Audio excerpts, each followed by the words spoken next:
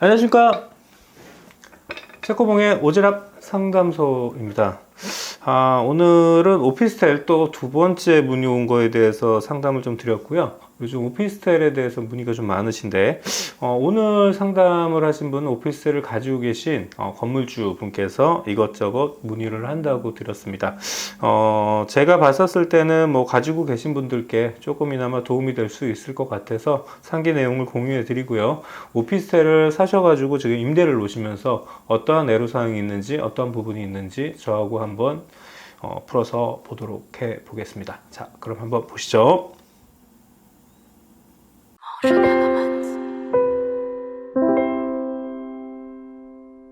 자, 오피스텔 이것저것 문의 드립니다. 내용은 이제 이렇게 왔는데요. 어떤 내용인지 제가 한번 보면은요. 이분은 오피스텔을 가지고 계신 분이에요. 그러니까 임대인, 주인이라고 저희가 보통 표현을 하죠. 영상 잘 봤습니다. 질문 좀 드릴까요? 3년 전에 업무용 오피스텔을 샀대요. 제가 임대인이고 1번이 임차인에게 전입신고를 허락했대요. 그러면은 전입신고 허락한다면 이거는 주택이 돼버리는 건데, 예. 그럼 부가세를 토해낸다고 하셨는데 이후 매매하면 부가세 명목으로 받은 게 없었거든요. 부가세를 뭐 주고받은 게 없대요. 제가 매매하기 전 이전 임대인들에게 받은 부가세는 저랑 상관이 없죠. 당연하죠. 요거는 상관이 없습니다. 자, 우리가 부가세를 토해낸다는 얘기는, 부가세는 우리가 세금계산서 받아가지고요, 환급을 받은 경우에만 이거를 갖다가 주택이 됐었을 때 토해낸다는 표현을 써요. 일반 우리가 예를 들어서 부가세를 주고받지 않았다고 하면은 이게 뭐 낼 것도 없겠죠. 그러니까 지금 현재 주택 같은 경우에는 부가세 자체가 없었었고, 제가 이제 부가세를 토해낸 경우에는 사업자라서 부가세를 환급받으신 분들이에요. 그럼 이거는 사무실이거든요. 주택이 아니죠. 자, 이런 분들이 사무실인데 전입신고를 해서 주택으로 쓴다 그러면은 이 부가세라는 부분이 환급을 받았기 때문에 다시 토해내야 된다는 거죠. 근데 지금 현재 받은 게 없기 때문에, 이분은 처음부터 주택이었기 때문에 뭐 토해낼 것도 없고 그냥 뭐 쓰시면 되는 겁니다. 단지 이분이 오피스텔이라는 것 자체는 원래 업무용이에요. 그래서 업무용 오피스텔이라고 얘기를 했는데, 이분은 지금 이거 이제 혼돈이 좀 있으신데 원래 주택으로 사신 거예요.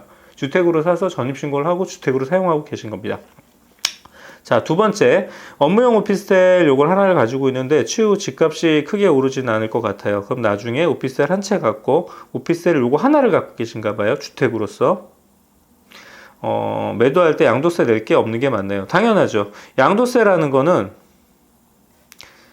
차액 플러스된 금액이 있어야지 내는 겁니다. 근데 뭐 금액 자체가 적거나 없다 그러면 양도세 당연히 낼 게 없고요. 두 번째는 1주택이잖아요.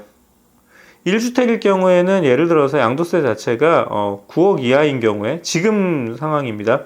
현재 2025년 기준으로 9억 이하면은 양도세가 없죠. 근데 한 가지 주의하셔야 될 게, 양도세가 없으려면 또 하나 그 조건이 있어야 되는데, 거주 요건이 있는 지역이 있어요.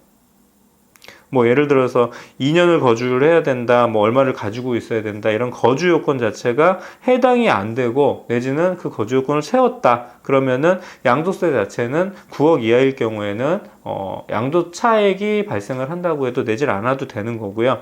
예를 들어서 양도 차액 자체가 뭐 없다 그러면은 양도세 자체를 낼 건 없습니다. 자, 세 번째, 임차인이 지금 전입신고를 한 상황인데 이걸 주택용으로 변경하라고 하면 혹시 자진신고에도 과태료를 무나요? 자, 전입신고 하셨으면은요, 그냥 주택이 되신 거예요. 이거를 뭐 변경신고를 하실 게 없어요. 어차피 반대의 경우로 이거를 갖다가 사업자로 쓰신다고 하면은 사업자 등록을 하시면 되는데, 주택임대 사업자를 하거나 우리가 주택으로 그냥 쓰는 경우에는, 주택임대 사업자가 아닌 경우에는 특별하게 신고하실 그게 없습니다. 그냥 집이라고 생각하시면 돼요. 집으로 그냥 사용하시는 거기 때문에 전입신고를 함과 동시에 그냥 집이 되신다고 생각하시면 될 것 같습니다. 자, 이렇게 오피스텔에 대해서 상담을 좀 드렸고요. 오피스텔이 좀 되게 뭐 사업자도 되고 주택도 되고 그래서 조금 많이 혼돈이 오시긴 한데, 예를 들어서 전입신고를 해갖고 그냥 쓰시게 되면은 주거용으로 그냥 집이라고 생각하시면 돼요. 사업자라고 생각하셔가지고 우리가 예를 들어서 부가세를 끊는다고 하면은 이거는 그냥 사무실이라고 생각하시면 됩니다. 근데 부가세 부분을 갖다 환급을 받았을 경우에 우리가 사무실이었는데 환급을 받았는데 그걸 집으로 썼다. 그러면은 부가세 부분을 우리가 다시 나라에다 내야지 되는 거죠. 왜냐하면 혜택을 받았으니까. 근데 집을 사무실로 쓴다 그래갖고 부가세를 환급을 해주진 않아요. 나라에서는. 이 부분만 좀 주의하시면 될 것 같습니다. 자, 이렇게 정리를 해드리겠습니다. 구독 감사합니다.